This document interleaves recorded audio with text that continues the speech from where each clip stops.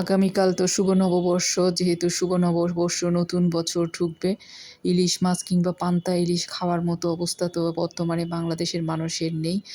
আসলে নতুন বছর যেহেতু মিষ্টিমুখ করাই যায়, তাই ভাবলাম আপনাদের জন্য একটা মিষ্টি ডেজার্ট রেসিপি নিয়ে আসি, যেটা খেয়ে মন প্রাণ দুটোই ভরে যাবে। আসসালামু আলাইকুম সবাইকে। চলুন তাহলে দেখে নিই। সবাইকে নববর্ষের আগাম শুভেচ্ছা। প্রথমে আমি ২ টা ডিম নিয়ে নিচ্ছি। রুম টেম্পারেচারের ডিম। আমি এই ২ টা ডিম ভেঙে নিয়ে নিলাম। আপনারা চাইলে ৩ টা ডিমও নিতে পারেন।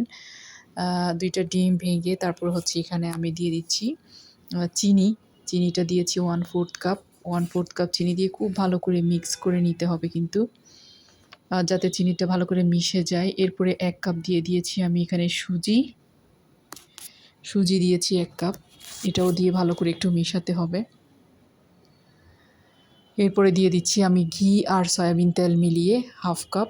আপনারা চাইলে বাটার দিতে পারেন, অথবা ঘি অথবা সয়াবিন তেল যার হাতের কাছে যেটা থাকে সেটা দিয়ে বানাতে পারেন।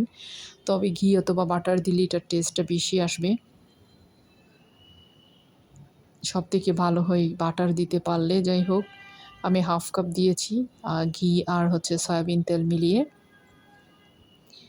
এরপরে দিয়ে দিয়েছি 1/4 কাপ টক দই। এগুলা কিন্তু সবগুলো উপকরণ দিতে হবে এখানে। খুব ভালো করে মিশিয়ে নিচ্ছি, দেখতে পাচ্ছেন।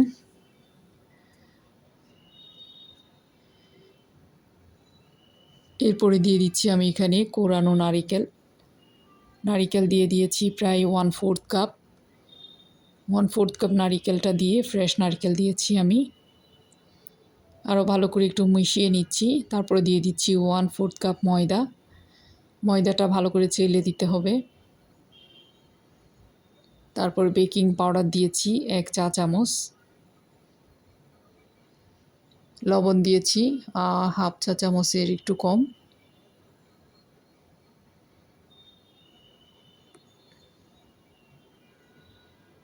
এরপরে দিয়ে দিব এখানে আমি 1 চা চামচের মতো ভ্যানিলা এসেন্স।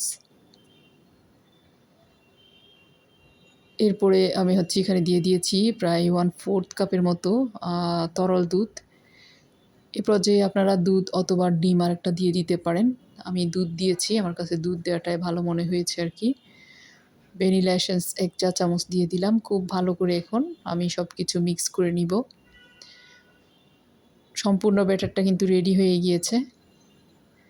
এখন আমি যে মোল্ডে হচ্ছে এই কেকটা বেক করব, সেখানে একটু অয়েল অথবা বাটার এখানে স্প্রেড করে নিতে হবে, মানে ব্রাশ করে নিতে হবে আর কি।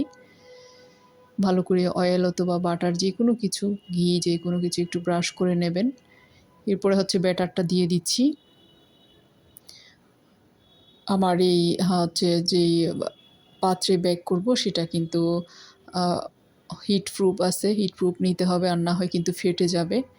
আমি এটা চুলায় বেক করব, আপনারা চাইলে ওভেনে করতে পারেন। ওভেনে করলে উপরের কালারটা সুন্দর আসে, একদম গোল্ডেন ব্রাউন আসবে।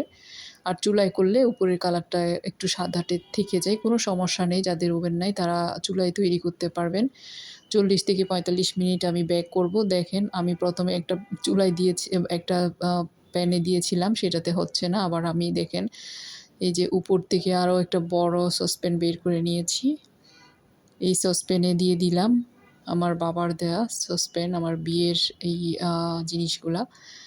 যাই হোক, খুব মনে পড়ে আসলে প্রতিটা জিনিস দেখলে বাবাকে মিস করি। এই যে এখানে আমি এই চুলায় দিয়ে লো মিডিয়াম হিটে আমি প্রায় ৪৫ মিনিটের মতো এটা বেক করেছি। দেখেন আমার কেকটা কত সুন্দর করে হয়ে গিয়েছে, মাশাআল্লাহ! এত সুন্দর হয়েছে এটা। তারপর হচ্ছে আমি এখানে 1/2 কাপ চিনির মধ্যে 1 কাপ পানি দিয়ে দিয়েছি। এটা ভালো করে একটু বলক তুলে নেব। পানিটা একটু সেদ্ধ করে এরপরে হচ্ছে দেখেন আমি এই কেকের উপরে পানিটা দিব, সুগার সিরাপটা আর কি। তার আগে আমি কেকটা একটু পিস পিস করে নিচ্ছি। আপনারা আপনাদের পছন্দ মতো এটা কেটে নিতে পারেন। এখন গরম গরম কেকের উপরে গরম গরম আমি সুগার সিরাপটা দিয়ে দিয়েছি।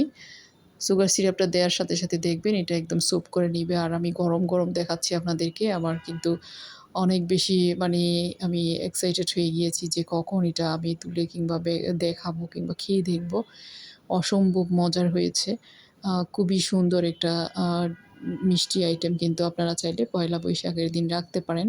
সবাইকে মিষ্টি মুখ করাতেই পারেন, যেহেতু নতুন বছর।